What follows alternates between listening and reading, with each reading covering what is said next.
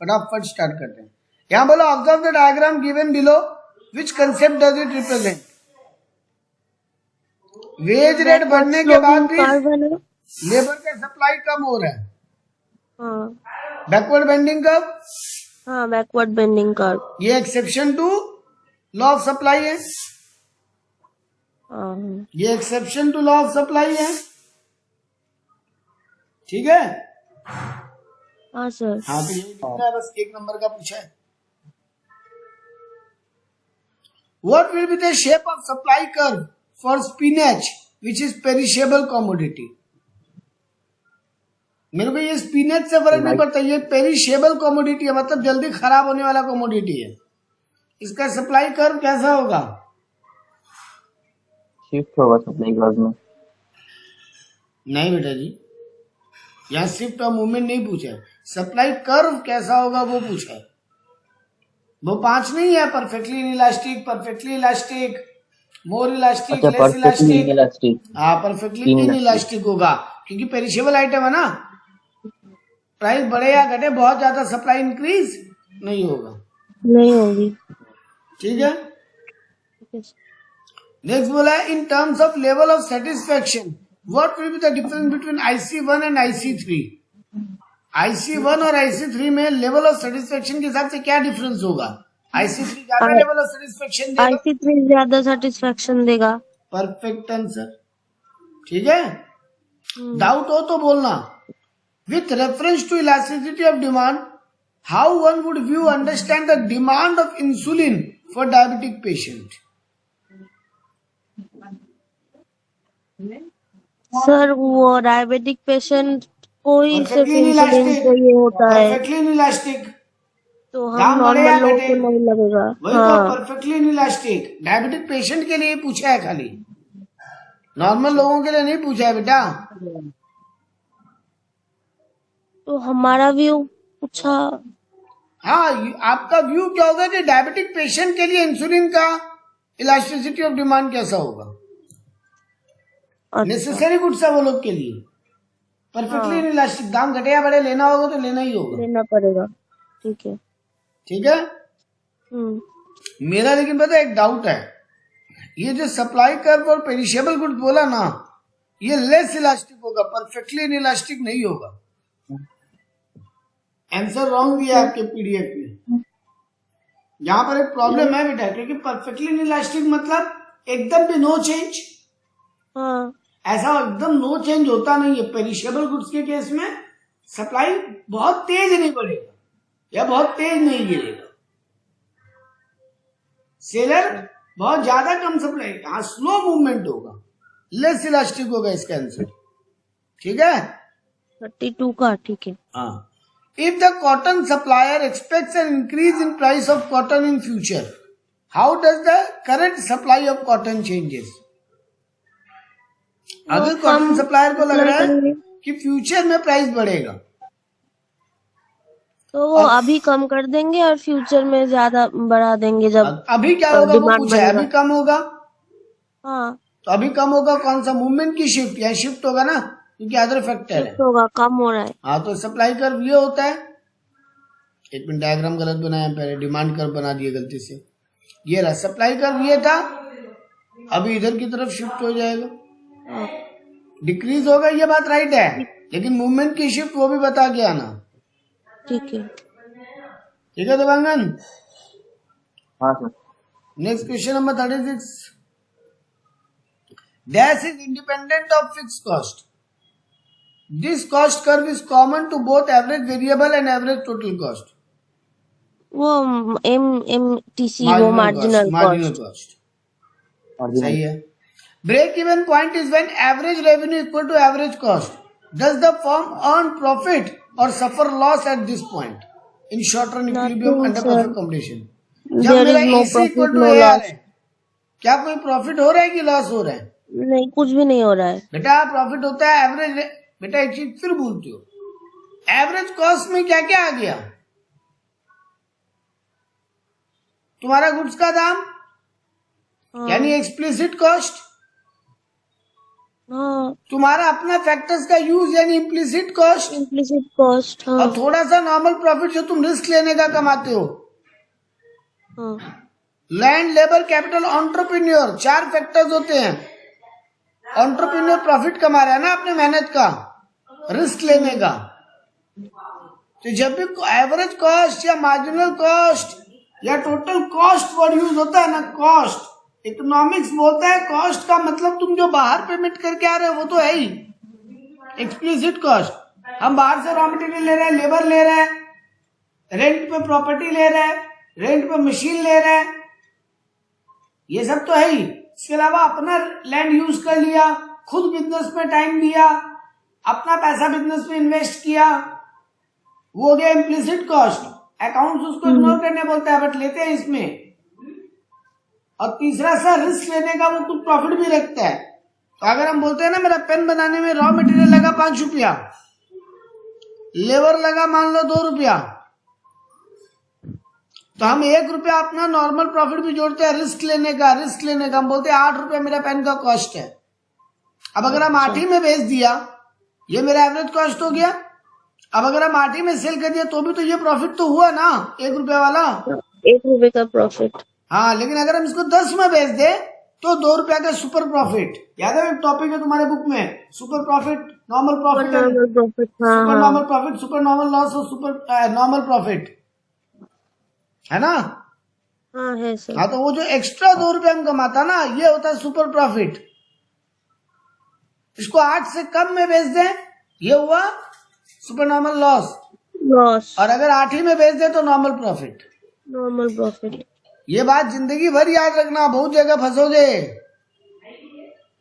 ठीक है ना दिवंगन, क्लियर है ये बात मेरा? जाओ। क्या हुआ? हाँ सर। हाँ ठीक है। तो यहाँ पे AR इक्वल टू AC में क्वेश्चन क्या पूछा है? Does the firm earn profit और सफर लॉस? बोलोगे नहीं, firm earns normal profit. Normal profit. ठीक है। नेक्स्ट बोला abnormal profit can not exist in the long run for a firm under competition, give reason. Long run में abnormal profit नहीं होता। सही बात है? हाँ सही बात है। सर आप एक बार के लिए 10 में बेचना चालू कर दोगे, मान लो ये 8 रुपए में बनाए, 10 में बेचना चालू कर दिए, ये एबनॉर्मल प्रॉफिट हुआ। लेकिन इससे क्या होगा, जो बाहर बैठे हैं उन लोगों को लगेगा अरे भाई ये बिजनेस तो बहुत बढ़िया है, और लोग एंटर करेंगे इंडस्ट्री में। जैसे ही और लोग एंटर करेंगे सप्लाई बढ़ेगा, सेल प्राइस गिरेगा, वापस नॉर्मल प्रॉफिट पे आ जाओगे। मतलब वो free entry point. Short run में हाँ free entry and free exit के कारण नए फर्म्स आ जाएंगे, क्योंकि जैसे ही प्रॉफिट दिखता है बहुत जन आ जाते हैं ना वो बिजनेस करने। हाँ हाँ। लेकिन और वही उल्टा बोलोगे कि लॉन्ग रन में सुपर नॉर्मल लॉस भी नहीं हो सकता। लॉन्ग रन में सिर्फ नॉर्मल प्रॉफिट हो सकता है परफेक्ट कंपटीशन मार्केट में। शॉर्ट रन में ही हो सकता है जो हो सकता है सुपर प्रॉफिट या सुपर लॉस। क्योंकि जैसे मान लो लॉन्ग रन में शॉर्ट रन में लॉस होने लगा, बहुत सारा इंडस्ट्री छोड़ के निकल जाएगा। सब तो लॉस बर्दाश्त नहीं कर सकता ना बेटा, सब तो अंबानीज नहीं है ना कि लॉस मेंटेन करके भी बिजनेस चला लेगा। छोटे बिजनेसमैन लोग के पास तो उतना ही कैपिटल है। ठीक बात। तो पॉइंट इज तुरंत बहुत लोग निकल जाएंगे, बहुत लोग निकलते मार्केट में सप्लाई गिरेगा, सप्लाई गिरते सेलिंग प्राइस ऊपर आएगा, सेलिंग प्राइस ऊपर आते ही फिर से नॉर्मल प्रॉफिट होने लगेगा। In long run if there can be only normal profit. यहाँ पे रीजन पूछा कि लॉन्ग रन में सुपर नॉर्मल प्रॉफिट क्यों नहीं हो सकता, एबनॉर्मल प्रॉफिट क्यों नहीं हो सकता? क्योंकि जैसे ही लॉन्ग एबनॉर्मल प्रॉफिट होने लगेगा बहुत सारे नए बिजनेसमैन आ जाएंगे, सप्लाई बढ़ेगा, सेलिंग प्राइस गिरेगा, सेलिंग प्राइस गिरते ही वापस नॉर्मल प्रॉफिट पे आ जाएंगे।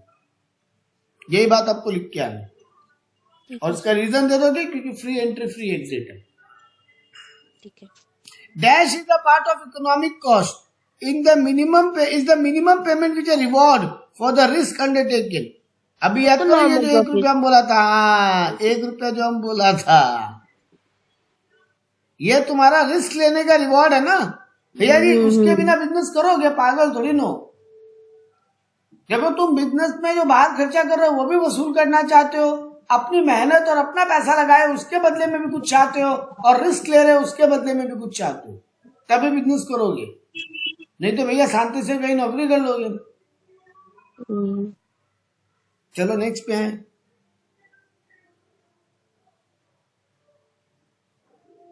Question number 14। India exported Covid vaccine world worth $208 million. Will it have a positive or negative effect on balance of payment? India export किया है 208 किया तो मिलियन पॉजिटिव होगा, वो उसने डॉलर आएगा ना। earn किया। हाँ डॉलर आएगा तो बैलेंस ऑफ पेमेंट पॉजिटिव होगा, बढ़ेगा। हाँ पॉजिटिव होगा, ठीक है, क्योंकि रिसिप्ट हो रहा है, रेवेन्यू रिसिप्ट आ रहा है, रेवेन्यू रिसिप्ट, ठीक है। ठीक है। देखो ये सब क्वेश्चन पढ़ के क्या लग रहा है आपको, सर ये सब क्वेश्चन ना मतलब आपका अंडरस्टैंडिंग या लॉजिक को टेस्ट कर रहा है। हम इसलिए ये सब क्वेश्चन डिस्कस कर रहे हैं क्योंकि एमसीक्यू में ना 4 में एक ऑप्शन दिख जाता है तो कुछ तो दिमाग चल जाता है अपने आप, लेकिन ये सब क्वेश्चन में कोई ऑप्शन नहीं देता है ना, तो ऑप्शन नहीं दे रहा है तो दिमाग खुद का चलाना पड़ेगा, कोई आंसर देख के आइडिया नहीं लगा सकते। Commercial bank park their surplus fund with RBI, analyse the impact on credit creation capacity of the bank. Commercial bank के पास जो भी सरप्लस बच रहा है वो आरबीआई में पार्क कर दे रहा है, मतलब डिपॉजिट कर दे रहा है, इससे उसका क्रेडिट क्रिएशन पे क्या इम्पैक्ट आएगा, घटेगा कि बढ़ेगा?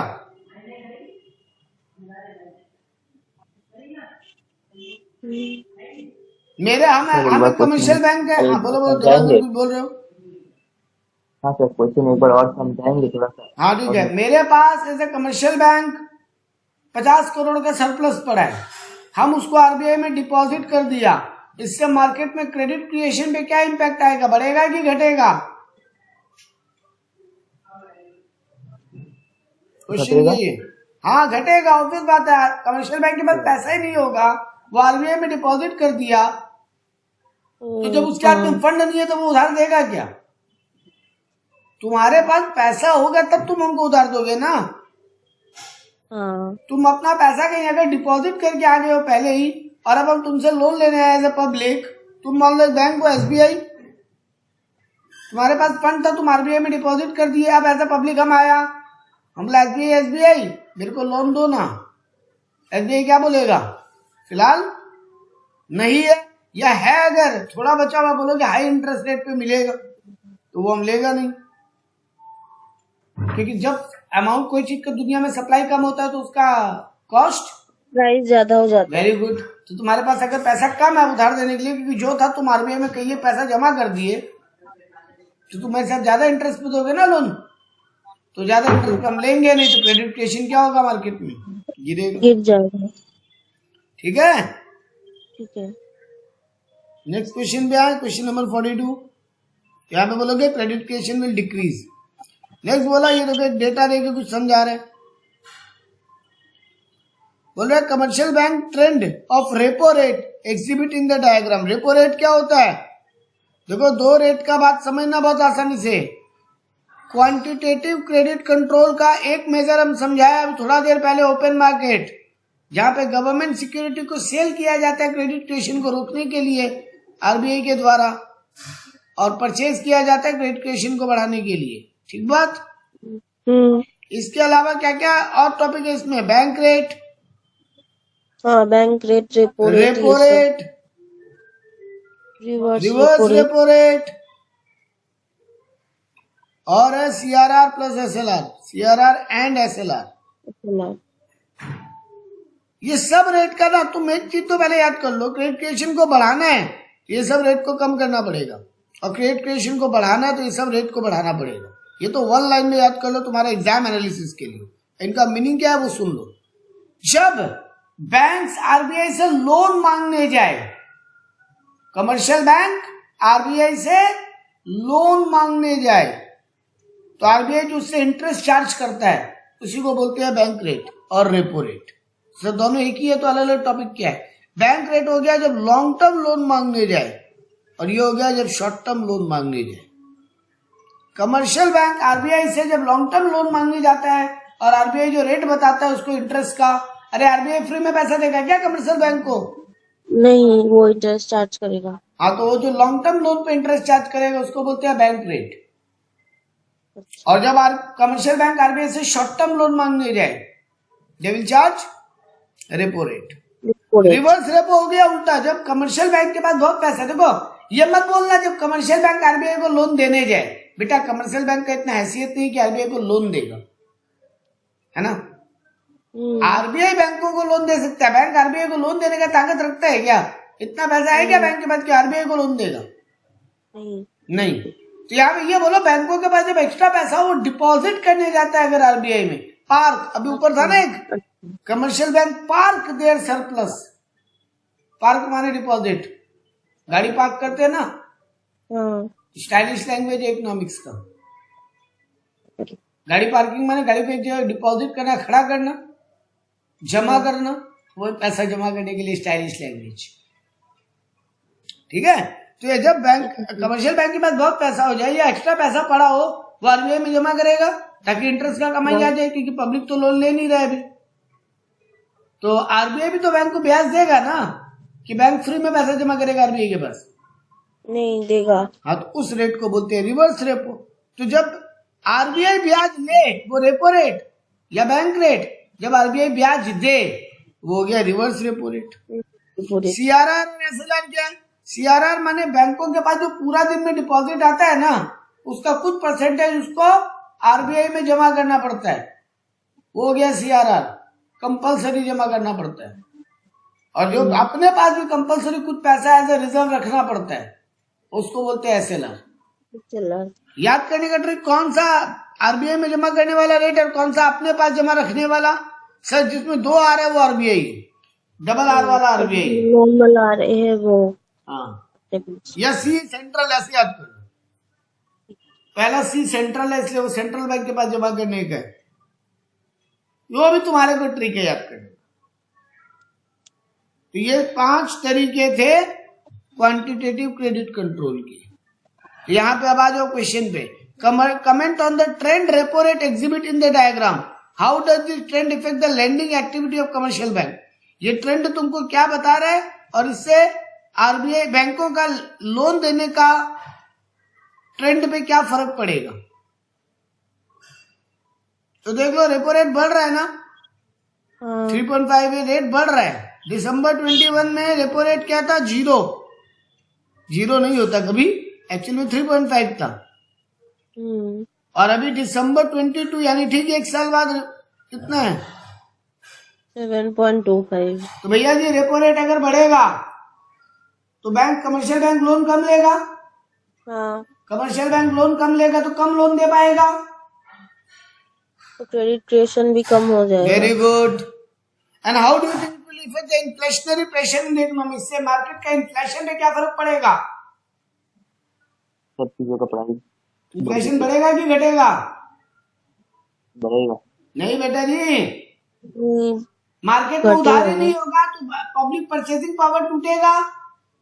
तुमको उधार नहीं मिलेगा, ईएमआई का ऑप्शन ही नहीं मिलेगा, या ईएमआई लेने पे तुम्हारे लिए लोन लेने के पैसा ही नहीं है, लोन पे सामान लेने के लिए। तुम्हारा डिमांड क्या होगा? कुछ भी नहीं, डिमांड गिरेगा, डिमांड गिरेगा, कम हो जाएगा। हाँ, और डिमांड गिरेगा तो मार्केट में महंगाई भी कम होगा, इन्फ्लेशन भी कम हो जाएगा। हाँ, ये सब चीजों को आरबीआई बढ़ाता ही है ताकि मार्केट में इन्फ्लेशन कंट्रोल करे, क्रेडिट क्रिएशन को रोके, और ये सबको घटाता है। अभी हम एक जगह एरो बना के समझाया था। हाँ, ये सब रेट को आरबीआई, कहाँ गया मेरा डायग्राम, मिटा दिया, बताना, ये रहा।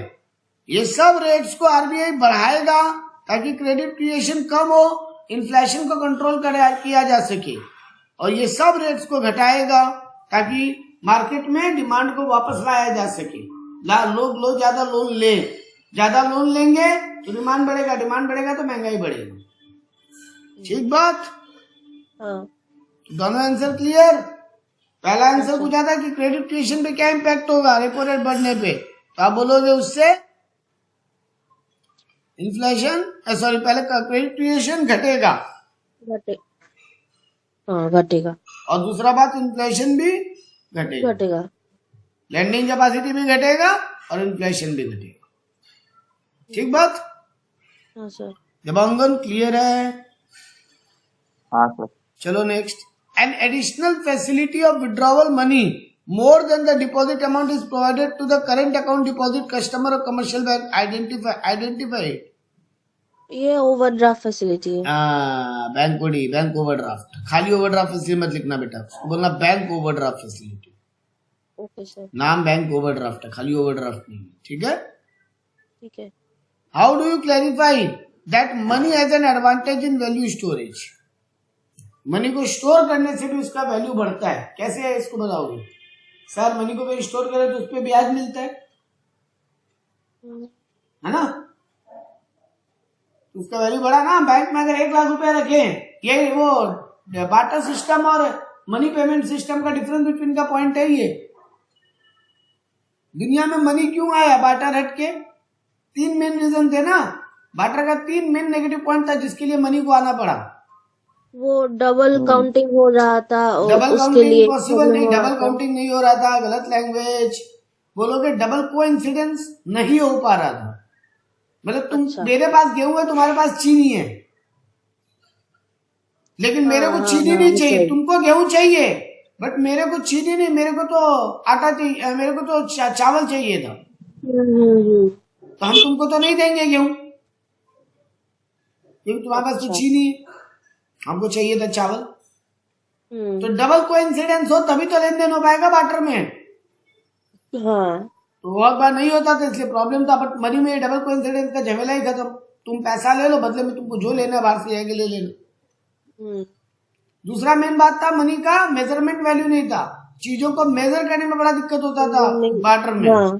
तुम्हारे पास 10 किलो चावल है, मेरे पास एक हाथी है। अब 10 किलो चावल के बदले में हम पूरा हाथी तो दे नहीं देंगे। 10 किलो चावल के बदले हम पूरा हाथी दे दें नहीं, और हाथी का पूंछ लेंगे, तुम क्या करोगे?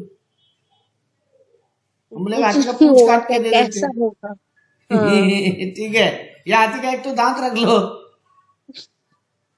ठीक है दिवांगन। तो सर ये प्रॉब्लम था। और तीसरा मेन प्रॉब्लम क्या था? सर वो चावल गेहूं को स्टोर करने से उसका कोई 10 किलो चावल अब एक जगह रख दिया, 10 किलो का 11 किलो अपने आप हो जाएगा क्या? नहीं होगा सर। लेकिन यही हम 10 करोड़ रुपया बैंक में रख दिया, वो 10 करोड़ का 10.5 करोड़ तो हो जाएगा, बढ़ जाएगा और टाइम टू टाइम उसका वैल्यू बढ़ जाएगा। यही स्टोरेज वैल्यू मनी में था जो कि नहीं था, इसीलिए मनी को आना पड़ा। तो मनी का ये भी एक एडवांटेज था कि मनी को स्टोर करने से उस पर वैल्यू इंक्रीज होता है। क्लियर है दिवांगन बाबू? ये सब आंसर मन से बना के लिखना है। हाँ सर। परचेजिंग पावर बढ़ता है ना मनी से, ये लिख के आओगे। एक वर्ड में आंसर क्या? परचेजिंग पावर बढ़ता है। Differentiate between appreciation and revaluation of currency. दोनों ही करेंट तुम्हारे डोमेस्टिक करेंसी का वैल्यू बढ़ाना हुआ, लेकिन दोनों में मेन डिफरेंस क्या है? रीवैल्यूएशन सेंट्रल बैंक करता है, एप्रिसिएशन अपने आप होता है। एप्री डेप्री अपने आप होता है, ऑटोमेटिक। डिमांड एंड मार्केट का वो डिमांड एंड सप्लाई का फोर्स से। डॉलर का बहुत डिमांड है, डॉलर का वैल्यू बढ़ गया, मनी का वैल्यू कमजोर हो गया। डॉलर का बहुत सप्लाई है, डॉलर का वैल्यू कम हो गया, मनी का वैल्यू अप्रिशिएट हो गया, इंडियन रुपीज का, INR का वैल्यू। यह जब होता है एप्रिसिएशन डेप्रिसिएशन, वो मार्केट का डिमांड एंड सप्लाई का फोर्स से होता है। लेकिन रीवैल्यूएशन और डिवैल्यूएशन जब RBI खुद एक्शन लेके करे। हमारा मैनेज फ्लोटिंग है ना बेटा, हमारे यहाँ दोनों होता है। नॉर्मली एप्रिसिएट डेप्रिसिएट होगा, मतलब मनी डिमांड और सप्लाई का फोर्स से अप डाउन अपने आप होगा। डॉलर का वैल्यू या कोई भी फॉरेन करेंसी का वैल्यू कंपैरिजन टू INR। लेकिन जब RBI इंटरफेयर करके करेगा उसको बोलेंगे रीवैल्यू या डीवैल्यू। डीवैल्यू। ठीक है सर। ठीक है, तो पहले बोलोगे दोनों का मतलब ये होम करेंसी का वैल्यू इंक्रीज होना, एप्रिशिएट मार्केट का डिमांड एंड सप्लाई का फोर्स से अपने आप होगा, जबकि वहां पे सेंट्रल बैंक का इंटरफेरेंस होगा, रिवैल्यूएशन। क्लियर? हाँ sir. There may be surplus or deficit in the balance of trade, but the balance of payment account is always in equilibrium. समझ में नहीं आया सर ये सर। बैलेंस ऑफ ट्रेड क्या होता है? दो चीज होता है, balance of payment and balance of trade. Boat और बॉब।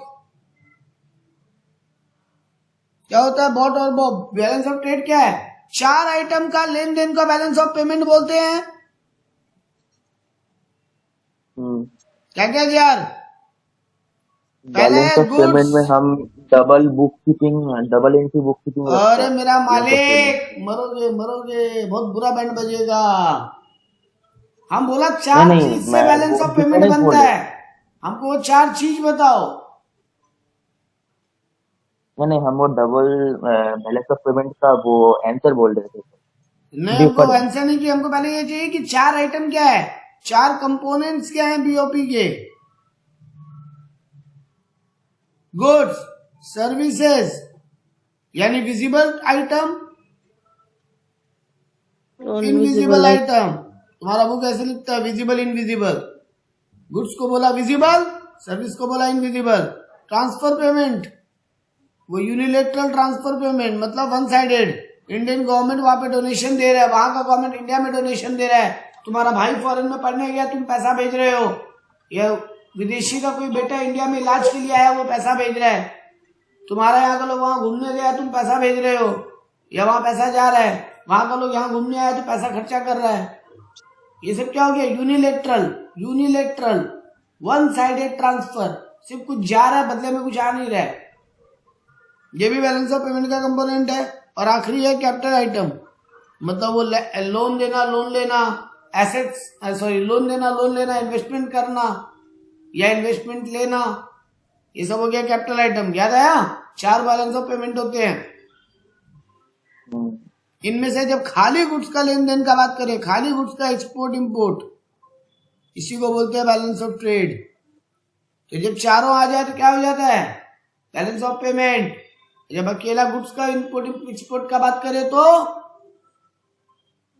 Balance of trade. यही सब चीज तो सब मेरा वीडियो नहीं सुने हो मतलब बेटा लोग। इतना बढ़िया 11 वीडियो में पूरा इकोनॉमिक्स कवर किया। 11 के 11 तो तुम्हारे लिए है भी नहीं, क्योंकि उसमें तो एक पार्ट तो वो इंडियन डेवलपमेंट इकोनॉमिक्स है, वो तुम्हारा नहीं है। मैक्रो का तो हार्डली 4 से 5 वीडियो में पूरा काम है बेटा।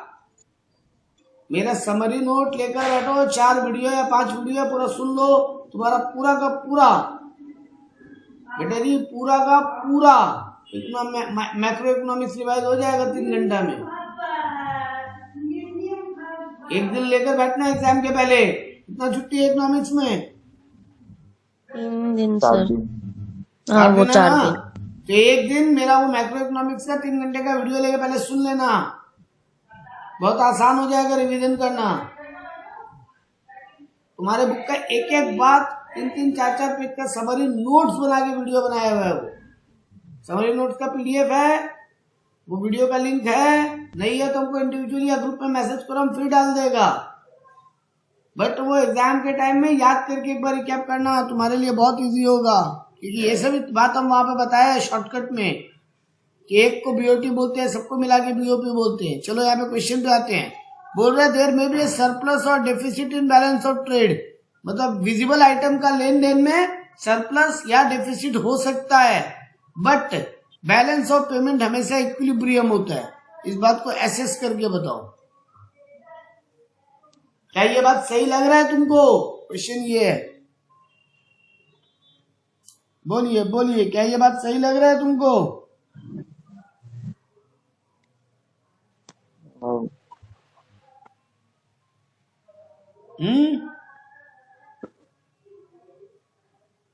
सही लग रहा है कि गलत लग रहा है? अरे हाँ या ना में आंसर तो करो। गलत है सर। ऑलवेज इक्विलिब्रियम ही होता है क्या बीओपी? मतलब इंडिया को जितना बीओपी में पैसा आता है उतना ही इक्वल टू जाता है, मतलब जितना रिसिप्ट है उतना ही पेमेंट है, चारों आइटम मिला के। इक्विलिब्रियम का मतलब तो यही हो गया ना? इक्विलिब्रियम का मतलब तो यही हो गया। क्या ये होता है क्या हमेशा? नहीं सर। तो ये भी सरप्लस डेफिसिट या इक्वल हो सकता है। तो ये बात गलत लिखा हुआ है, हो गया असेसमेंट। अब 14-year-old Ravi Mohan Sen bag 1 crore prize after he appeared in Kaun Banega Crorepati junior. Will Ravi receipt be a part of national income और पर्सनल इनकम? रवि मोहन 1 करोड़ का जीता इनाम, एनआई का पार्ट होगा कि नहीं? नहीं सर, नॉर्मल पर्सनल इनकम। हाँ, ये ट्रांसफर पेमेंट है, वन साइडेड। नेशनल इनकम तब होता है जब अरे भाई तुम कमाए हो तो बदले में हम तुमको अभी पढ़ा रहे हैं, हम तुमसे फीस कमाएंगे। हाँ, तो हम भी तो तुमको सर्विस देंगे, दे रहे हैं ना, या देंगे ना। वो वन साइडेड नहीं होगा। वो वन साइडेड नहीं होगा सर, तभी है नहीं होगा, है ना। हाँ, लेकिन यहाँ पे गया कौन करोड़पति में और 1 करोड़ का इनाम जीत लिया। वो जीत के गया, वो वन साइडेड वो हो बदले में क्या दे के गया अमिताभ बच्चन को या कौन बनेगा करोड़पति को? गया। जवाब क्वेश्चन का आंसर। लेकिन वो तो कोई सामान नहीं है ना सर्विस है। तो बेटा जी ये यूनिलेटरल एनआई का पार्ट नहीं है। कल जो एनआई का वीडियो डालिया ना और उसके पहले जो एनआई का एक वीडियो है, टोटल 2 वीडियो में एनआई कवर किया हुआ है। सुनना, प्रैक्टिकल और थ्योरेटिकल सारा बात बोले हैं, क्या क्या एनआई में आता है, क्या क्या एनआई में नहीं आता। लास्ट वीडियो का 3 मिनट में एक जगह नोट डाउन करके समझाए हैं। एक पेज का नोट्स में ये पूरा है कि कौन सा कैलकुलेशन, 3 मेथड है ना, value added method, income method और एक्सपेंडिचर मेथड। हाँ, वो तीनों मेथड में क्या क्या नहीं लेते हैं और क्या क्या लेना चाहिए, वो एक थ्योरेटिकल वे में समझाया हुआ है। वहीं पे ये बात ध्यान दी है। सेकेंड हैंड आइटम का ट्रांजेक्शन नहीं होगा, वन साइडेड ट्रांसफर्स को इनकम नहीं मानेंगे। तुमको स्कॉलरशिप मिला गवर्नमेंट से as a student, one sided transfer है ना। One sided. हाँ, बुजुर्ग लोगों को पेंशन मिला, वो भी वन साइडेड। वो उनको तो बस वेरी पेंशन मिल रहा है। गुड। अब तुम लोगों का दिमाग चल रहा है, ठीक है ना। मेरा वो वीडियो में यही सब बात बहुत समरीज वे में समझाया है बेटा, थोड़ा सुन लो, बहुत काम आएगा। तुम्हारे पाती लैंग्वेज में समझाया हुआ है टॉपिक्स है। हमको इकोनॉमिक्स नहीं आता, इकोनॉमिक्स लोगों की तरह, हमको इकोनॉमिक्स आता है कॉमर्स वालों की तरह, हम वही लैंग्वेज में समझाएं, ठीक है। चलो नेक्स्ट, तो क्या बोलोगे? ये नहीं होगा नेशनल इनकम का पार्ट, ये क्या होगा? उसका पर्सनल इनकम का पार्ट होगा। Very good. Commodity taxation in India is regressive and unjust. Define the refute the statement. Commodity taxation मतलब इनडायरेक्ट टैक्स जो है ना वो रिग्रेसिव है। नहीं, हाँ सही है, क्योंकि एक अंबानी एक पिज्जा लेकर आया और एक देवांगन या सोशु एक पिज्जा लेकर आई, दोनों सेम टैक्स देकर आ रहे हैं कि नहीं? हाँ, बोलो दोनों सेम टैक्स देकर आ रहे हैं कि नहीं? पिज्जा से छूट में अंबानी को टैक्स से छूट मिलेगा, लेकिन हम दोनों को नहीं मिलेगा। नहीं, ये तो गलत लैंग्वेज हो गया, वो डायरेक्ट टैक्स में, मतलब दोनों की बात सुनो। इंडिया में दुनिया में 3 टाइप का टैक्सेशन सिस्टम होता है। प्रोपोर्शनल मतलब सेम परसेंटेज, तुम 1 करोड़ कमाओ तो भी सेम परसेंटेज, हम कमाए तो भी सेम परसेंटेज। एक हुआ रिग्रेसिव मतलब अमीर और गरीब में कोई फर्क नहीं, और एक हुआ प्रोग्रेसिव मतलब जैसे जैसे तुम्हारा इनकम बढ़ेगा उस पर टैक्स बढ़ेगा। डायरेक्ट टैक्स प्रोग्रेसिव है, 2.5 लाख तक एक टैक्स है, 2.5 लाख से 5 लाख पे एक टैक्स है, 5 लाख से 12 लाख पे एक टैक्स है, 12 लाख से 15 लाख पे एक टैक्स है, ऐसे चलता है, ठीक है। जैसे जैसे इनकम लेवल बढ़ रहा है परसेंटेज भी बढ़ेगा। 4 लाख तक 0%, 4 लाख से 8 लाख पे 5%, 8 लाख से 12 लाख पे 10%, 12 लाख से 16 लाख पे 15%, 16 लाख से 20 लाख पे 20%, 20 लाख से 24 लाख पे 25%, 25 लाख से ऊपर तो 30%। ये जैसे जैसे इनकम बढ़ रहा है परसेंटेज बढ़ रहा है ना, ये हो गया प्रोग्रेसिव, प्रोग्रेस कर रहा है, रेट बढ़ रहा है इनकम के हिसाब से। और एक हुआ रिग्रेसिव, माने तुम अंबानी हो, हम एक नॉर्मल गरीब इंसान है, जितना टैक्स तुमको लग रहा है उतना हमको लग रहा है। यही है जीएसटी, कमोडिटी पे लगता है ना जीएसटी, सामान पे, इनडायरेक्ट टैक्स इज रिग्रेसिव, वो अमीर गरीब में फर्क नहीं करता। ये तो गलत हो जाएगा ना, अमीर को भी उतना ही टैक्स लग रहा है जितना गरीब को लग रहा है। हाँ इसीलिए इसको अनजस्टिफाइड भी बोल दिया, इसीलिए बोला ये रिग्रेसिव और अनजस्टिफाइड है। हाँ है, ठीक है। ठीक है। चलो next. An economy suffers from depression, what type of budget surplus और deficit suitable in such situation. अगर तुम्हारा इकोनॉमी अभी डिप्रेशन में है, मतलब बजट डेफिसिट हो रहा है। डेफिसिट हो रहा है, ये पूछा। नेक्स्ट है short answer. The GST council headed by union finance minister Nirmala Sitharaman gave a nod to levy 28% GST on online gaming, horse racing and casinos at full value. Analyze the impact on the supply of online gaming. Explain with the help of a diagram. वो अचानक 28% GST लगा दिया online gaming पे भी, और इससे कम हो जाएगा, ऑनलाइन लोग गेमिंग का खेलना सप्लाई बंद क्या कर होगा, देंगे। गिरेगा ना। हाँ गिरेगा। वो edit सर, और एक मूवमेंट question होगा है, कि शिफ्ट? शिफ्ट होगा। शिफ्ट होगा, वेरी गुड, क्योंकि जीएसटी बढ़ा है। सर एक क्वेश्चन है, बोलो। सर एक क्वेश्चन है सर, ये जो बोला ऑनलाइन गेमिंग में क्या फर्क होगा, जो ऑनलाइन गेमिंग के एडिक्ट हैं तो वो तो खरीदेंगे ही ना। अगेन एक बात, यहाँ पे एडिटर का बात पूछा गया तुमसे। नहीं ऐसे एडिट मैं बोला एक होगा तो मैं एक होगा। नॉर्मल क्वेश्चन पूछ रहा हूँ, तो बिल्कुल फिर क्या राइट है, होगा? एडिटर के केस में वो सप्लाई में नो चेंज होगा। अच्छा, एडिटर के केस में सप्लाई में नो चेंज होगा, ठीक है। हाँ हाँ ठीक है। Tanmay increases the demand for a commodity from 40 unit to 60 unit when its price fall by 10%. Price elasticity calculate करके बताओ। तन्मय डिमांड को बढ़ा दिया 40% टू 60%, 40 यूनिट टू 60 यूनिट। जब उसका प्राइस 10% गिरा तो चेंज इन, पहले चेंज इन डिमांड निकालो बेटा। Percentage change in price given है, परसेंटेज चेंज इन प्राइस तो गिवन है, परसेंटेज चेंज इन क्वांटिटी निकालो। तो change in quantity by original quantity into 100। Quantity में कितना चेंज आया? 20। ओरिजिनल क्वांटिटी कितना था? 40। 20 बाई 40 इंटू 100 कितना आएगा? 50%।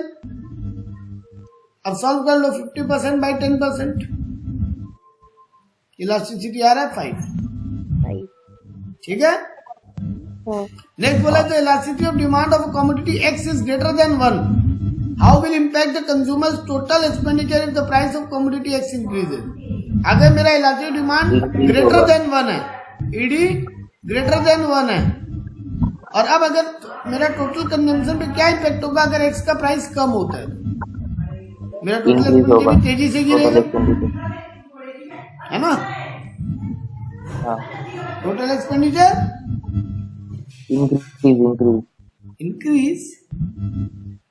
हाँ, टोटल एक्सपेंडिचर मतलब कमोडिटी एक्सचेंज चेंज प्राइस अगर बढ़ेगा तो डिक्रीज बोला है भाई, बढ़ेगा क्यों बोला? अच्छा प्राइस कम होगा, सॉरी ठीक है, प्राइस कम होगा तो हम ज्यादा बाई करेगा ना, और मेरा बाइंग करने का स्पीड तेजी से बढ़ेगा। सॉरी मेरा मिस्टेक।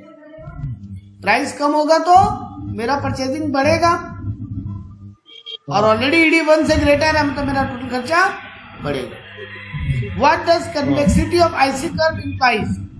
आईसी कर्व कन्वेक्स है। कन्वेक्स मतलब ऐसा होना, और कनकेव मतलब होना बंद होना। केव है ना, कनकेव माने गुफा की तरह बंद होना, गुफा। और तो कन्वेक्स फिर ऐसा होगा डिमांड कर्व जैसा। तो ये आईसी कर्व कन्वेक्स है, इसका मतलब क्या है? कोई भी डायग्राम दुनिया में डाउनवर्ड स्लोपिंग कन्वेक्स क्यों होता है? जो एडिशनल यूटिलिटी होते वो कमते आते कांस्टेंट मतलब हो मेरा जाता है। सैक्रिफाइसिंग का स्पीड कम होगा, मेरा सैक्रिफाइसिंग का स्पीड कम होगा। Explain why average fixed cost curve slope downward never touches the axis. AFC कभी भी गिरेगा लेकिन वो कभी भी इस एक्सिस को टच नहीं करेगा नीचे, तो कांस्टेंट हो जाएगा। क्योंकि सर एएफसी क्यों नहीं होगा, क्योंकि एक तो फिक्स्ड कॉस्ट रहेगा, फिक्स तो होगा ही, वो मतलब प्रोडक्शन कुछ हो या तो, ना हो। अरे बेटा जी कुछ तो खर्चा लग ही रहा होगा। हाँ। अगर जीरो हो जाएगा तो ऐसे कैसे होगा? कांस्टेंट हो जाएगा तो। हाँ, explain why TR curve as a constant positive slope under perfect condition. TR curve हमेशा ऐसा क्यों होता है अपवर्ड? क्योंकि यहाँ पे कंज्यूमर जो सेलर है वो प्राइस टेकर है, प्राइस मेकर नहीं। हाँ, प्राइस मार्केट टेकर जो है। प्राइस डिसाइड कर दिया उसका हर पीस उसी दाम पे बिक रहा है। तो एक पीस 5 में बिक रहा है, 2 पीस 10 में, 3 पीस 15 में, क्योंकि पर पीस का दाम 5 ही रुपये है ना। हाँ। क्योंकि वो प्राइस टेकर है इसलिए उसका TSC total revenue curve always upward sloping. Next बोला from the Europe to India farmer have taken to streets in recent month to protest against the agriculture policies, free trade and cheaper import. These policies add to the competition farmers face from thousands of others because they sell it identical product. In such market form, an individual farmer is a price taker or a price maker. आज की दुनिया में हर जगह किसान लोग protest कर रहे हैं क्योंकि दुनिया में फ्री ट्रेड आ गया है, इंपोर्ट चीपर हो गया है, तो कंपटीशन बहुत बढ़ गया है फार्मर लोग का। क्योंकि ऑलमोस्ट दूसरा लोग भी वही आइडेंटिकल सामान ही बेच रहे हैं, तुम भी चावल बेच रहे हो, हम भी चावल ही बेच रहे हैं। इसके कारण फार्मर लोग प्राइस टेकर है कि प्राइस मेकर है? प्राइस टेकर है। फार्मर लोग प्राइस टेकर है, ठीक है, क्योंकि ये परफेक्ट कॉम्पिटिशन मार्केट होगा। और ये परफेक्ट कॉम्पिटिटिव मार्केट होगा। हाँ, the demand curve face by an oligopolist in indeterminate due to the interdependence of the firm. Oligopolist क्या होता है? जहां पे few seller and intense competition है। हाँ, large number by intense competition भी है, इसीलिए वहां पे डिमांड कर्व कभी भी डेराइव नहीं हो सकता, क्योंकि डिमांड अचानक बढ़ता है, अचानक गिरता है। हाँ। है ना। वो किंग की डिमांड कर्व है। क्योंकि किंग डिमांड कर्व है, किंग ऐसा कुछ बन ही नहीं रहे सर। क्यों? क्योंकि वहां पे कभी भी अप डाउन हो सकता है प्राइसेस, कोई प्रिडिक्टेबिलिटी नहीं है ना, क्योंकि सब इंटरडिपेंडेंट है एक दूसरे पे। आइडिया या वोडाफोन अगर अपना रेट कम करे, बाकी भी थोड़ा थोड़ा तो कम करेंगे क्योंकि इंटरडिपेंडेंट है। हाँ। ठीक है, इसलिए डिमांड कर्व किंग शेप है, उसका कोई डेफिनेट डायग्राम, फिक्स डायग्राम नहीं है। नेक्स्ट बोला calculate the equilibrium level of income. अगर सी इक्वल टू दिस है और आई तुम्हारा 300 करोड़ है, वो बेटा जी आई दिया हुआ है, आई दिया हुआ है, क्या हुआ? हाँ वही y equal to C plus I उस दिन जो दिए थे, सॉल्व करके दिखाएं। हाँ तो ये सम करके आंसर बोलते थे। ठीक है, चलो सम करते हैं। तो यहाँ पे बोल रहा है y इज इक्वल टू हमेशा सी प्लस आई होना चाहिए इक्विलिब्रियम मार्केट में। तो तुम्हारे को यहाँ पे y का मीनिंग, ये तुमको y equal to C plus I बोला है ना, तो y इक्वल टू सी क्या है? पूरा ये रहा 750 प्लस 0.6y और i कितना बताया? प्लस 300। तो इसको सॉल्व करेंगे, मिल गया सर, आंसर निकल गया। हाँ तो आंसर निकलेगा तुम्हारा y आएगा 2625 इसको सॉल्व करने पे। हाँ तो y is equal to y पूछा था, इक्विलिब्रियम लेवल ऑफ इनकम बताओ। नेक्स्ट बोला है how does the central bank use buying and selling of security to control inflation. अभी तो बताया ओपन मार्केट ऑपरेशन। हाँ तो सेलिंग करेगा अगर उसको इन्फ्लेशन कंट्रोल करना है तो, और बाई करेगा अगर उसको इन्फ्लेशन बढ़ाना है तो। If plan saving is less than plan investment what happened to the national income. Government तुम जितना सेव कर रहे हो उतना ही इन्वेस्टमेंट हो रहा है, तो एनआई पे क्या फर्क पड़ेगा? सॉरी 60 नंबर मिक्स हो गया। ठीक है, पहले 61 कर लेते हैं, 60 नंबर क्वेश्चन मिस हो गया, कोई बात नहीं, पहले 61 कर लेते हैं। सर और एक बार रिपीट कीजिए। तुम्हारा प्लान्ड सेविंग अगर प्लान इन्वेस्टमेंट के इक्वल है तो what will happen to NI? बढ़ेगा। हाँ एनआई बढ़ेगा, एनआई बढ़ेगा। और इसको डायग्राम से समझाने बोला है, ये रहा वो डायग्राम, आई वाला लाइन, सेविंग नीचे से आएगा, जहां कट करेगा इक्विलिब्रियम होगा। ठीक है, नेक्स्ट आ जाओ 62 पे। Import substitution and export promotion are two measures to overcome the deficit in the balance of payment. Which one of the two is an effective measure with respect to goods like gold, silver, TV, tire, etc.? Government import का substitute बनाने का कोशिश करता है कि जो foreign से सामान आ रहा है उसका सब्स्टिट्यूट इंडिया में ही बन जाए, और एक्सपोर्ट को बढ़ाने का कोशिश करता है. इससे गोल्ड, सिल्वर, टीवी इन पे क्या इम्पैक्ट आएगा? इम्पोर्ट सब्स्टिट्यूशन ही बेटर मेथड है. वो हम यहाँ मेक इन इंडिया ही कर सकते हैं, तो अलग से इम्पोर्ट का कोई चार्ज नहीं होगा. सब्स्टिट्यूशन करना चाहिए क्योंकि ये सब चीज इंडिया मंगाता है फॉरेन से. यहाँ पे एक्सपोर्ट का बात कैसे होगा? ये तो इंडिया बनाता ही नहीं है जो एक्सपोर्ट करे. ये सब तो इंडिया फॉरेन से मंगवाता है. ठीक है, तो इम्पोर्ट सब्स्टिट्यूशन ही बेस्ट ऑप्शन है. क्लियर है? क्वेश्चन नंबर 60 आप मिस कर गए. अच्छा ठीक है. क्वेश्चन 60 क्या बोला है? Rational investor would deposit his money in a fixed deposit account instead of saving deposit account. क्यों? 2 पॉइंट बताओ. सर सेविंग में ज्यादा, फिक्स्ड डिपॉजिट में ज्यादा इंटरेस्ट मिलता है. वो बहुत मैच्योरिटी के टर्म होता है, फिर हम उसे ले सकते हैं. और सेविंग डिपॉजिट कभी भी चेक लेके हम बाहर ले सकते हैं. सेविंग डिपॉजिट, यहाँ एक तो एक सेविंग डिपॉजिट नहीं, सेविंग डिपॉजिट में, फिक्स्ड डिपॉजिट में इंटरेस्ट मिलता है. हाँ, बहुत ज्यादा इंटरेस्ट मिलता है. हाँ, तो इसीलिए लोग सेविंग में पैसा डालने का, फिक्स्ड डिपॉजिट में पैसा डालने का कोशिश करते हैं. हाँ. और दूसरा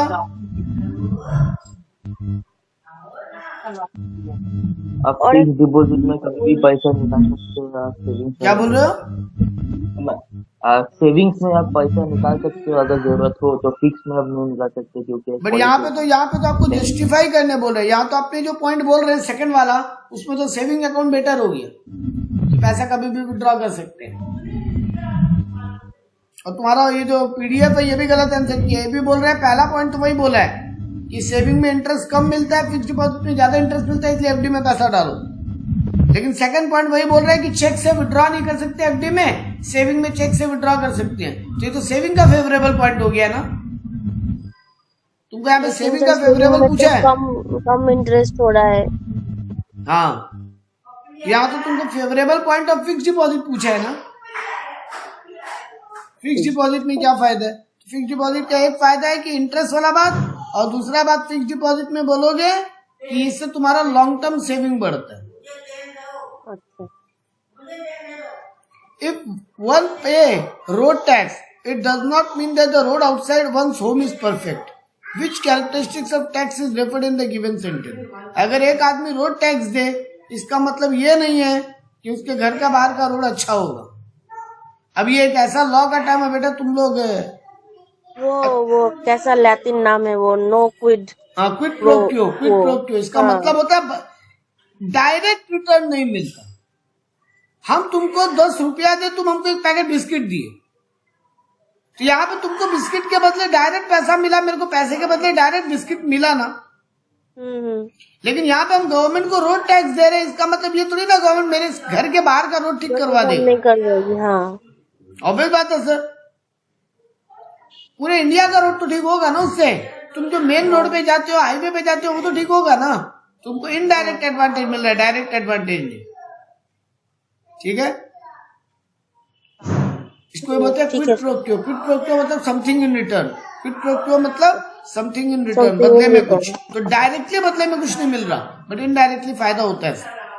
categorise the following into revenue है कैपिटल रिसिप्ट. कौन सा रिसिप्ट है ये? इंटरेस्ट मिला गवर्नमेंट को, ये रेवेन्यू रिसिप्ट है कि कैपिटल रिसिप्ट? इंटरेस्ट मिला. हाँ, रेवेन्यू रिसिप्ट. एक बात सोच लो, day to day income regular income है तो वो रेवेन्यू रिसिप्ट है. कहीं पे लोन दिए हैं, लोन लिए हैं, इन्वेस्टमेंट किए, इन्वेस्टमेंट मेरे देश में कोई इन्वेस्ट किया है, वो सब कैपिटल है. देखो जैसे यहाँ पे बोला डिसइन्वेस्टमेंट, मतलब गवर्नमेंट अपना फैक्ट्री बेच दिया, ये कैपिटल रिसिप्ट है. Provident fund, provident fund capital. Custom duty, government को जो डे टू डे ड्यूटी मिलता है, वो रेवेन्यू. सही है. In a simple 2 sector model circular flow of income, someone's expenditure is others income justify. अरे भाई बताना, हाउस होल्ड और फर्म के बीच में कौन किसको क्या दे रहा है, कौन किससे क्या ले रहा है ना? क्योंकि हाउस होल्ड जो खर्चा कर रहा है वो किसका इनकम है? दे रहा है और यहाँ वो बोल रहे लेबर दे रहा है। यहाँ बोल रहे किसी का खर्चा किसी का कमाई है। हाँ, हाउस होल्ड जो खर्च कर रहा है वो फर्म का कमाई है। तुम सामान खरीदते हो, उसका पैसा किसको मिलता है? बिजनेसमैन को, फर्म्स को। और वैसे ही फर्म्स तुमसे फैक्टर लेता है, लैंड, लेबर, कैपिटल, एंटरप्रेन्योर, तो उसके बदले में तो तुमको रेंट, वेजेस, इंटरेस्ट और प्रॉफिट दे रहे हैं। तो किसी का खर्चा किसी का कमाई है। हो चुका है यहाँ तक, वेरी लॉन्ग, तो उस दिन ही कर लिए थे।